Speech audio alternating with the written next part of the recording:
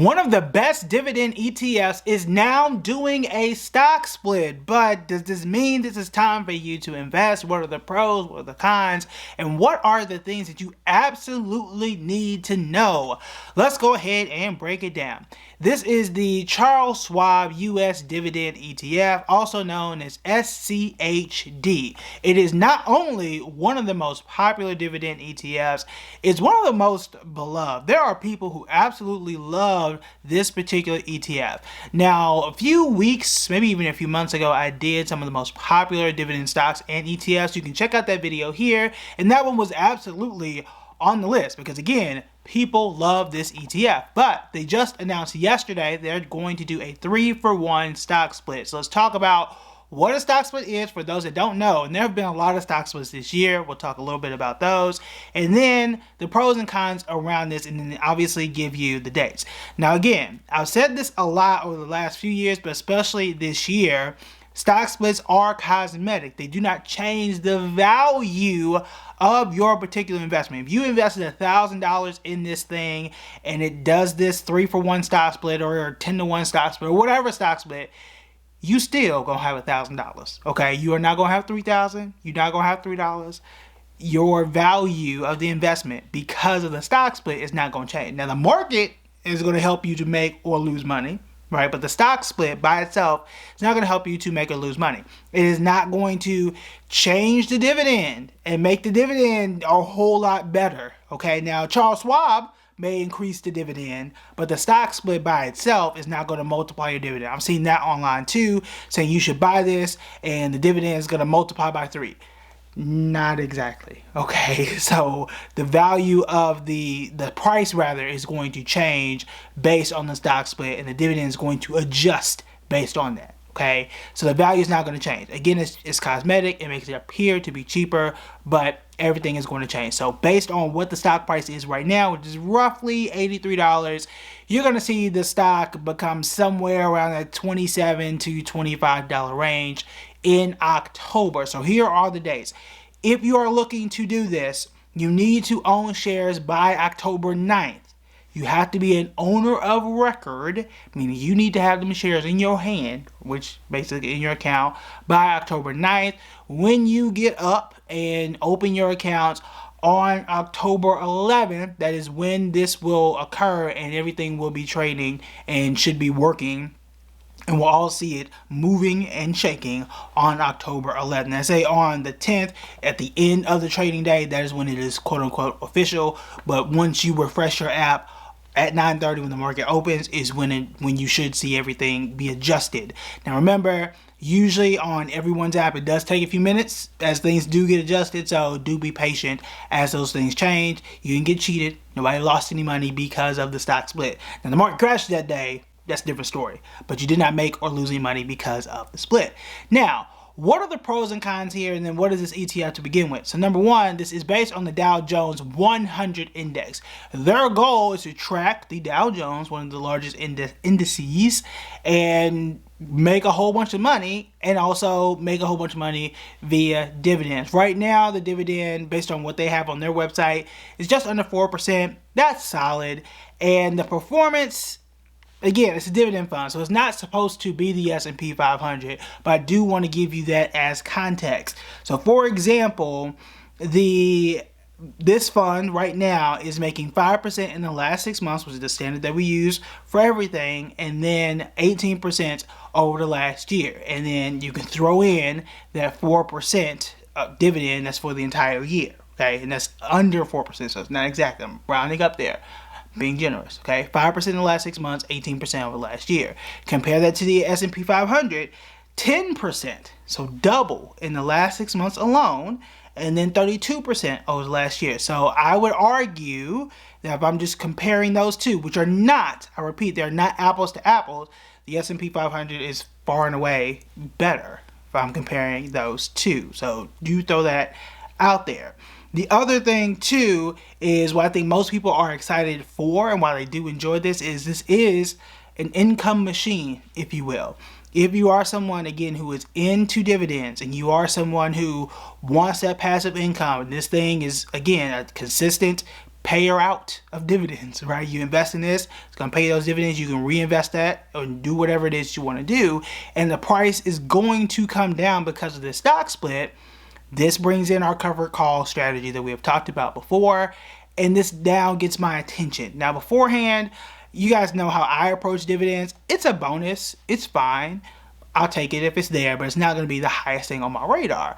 But I am also someone who, if I can find a good to solid stock, or ETF in this case, that does okay, which 5% is fine, 18% is good, right?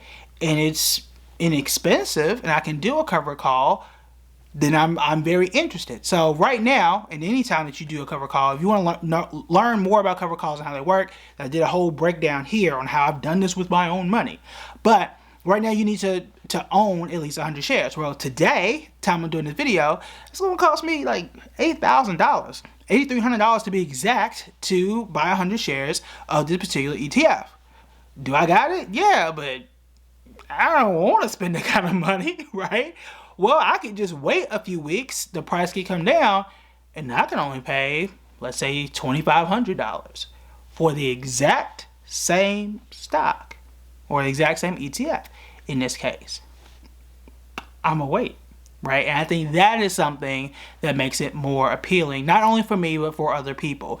And this, I think, is going to be the other part and why so many people get excited for stock splits in general.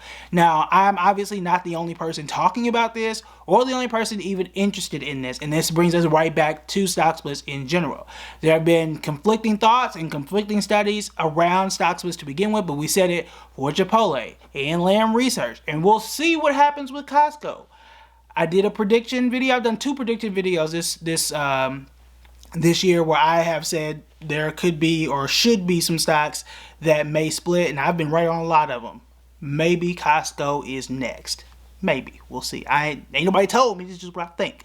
But in either case, when it comes to this particular stock, there are a lot of people who love these types of things and want to invest because they think that, hey, when things split, they do go up. And some studies have shown that in the next 12 months, they do tend to outperform the stock market.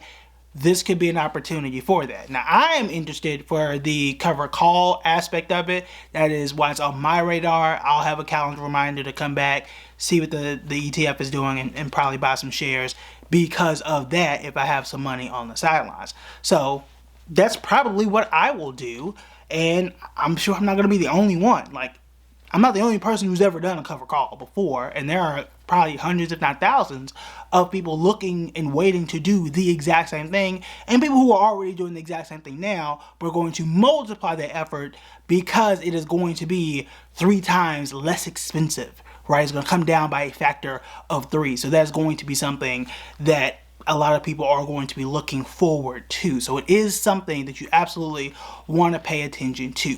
Should you buy shares of this particular ETF? Here's what you want to really pay attention to. Don't buy anything if it doesn't fit with your strategy. Okay? Is this exciting? Is it noteworthy? Scale of 1 to 10. I'm going to put it at a 6. Okay? I'm going to put it at a 6. If you're not interested in dividends, first off, you don't have to be.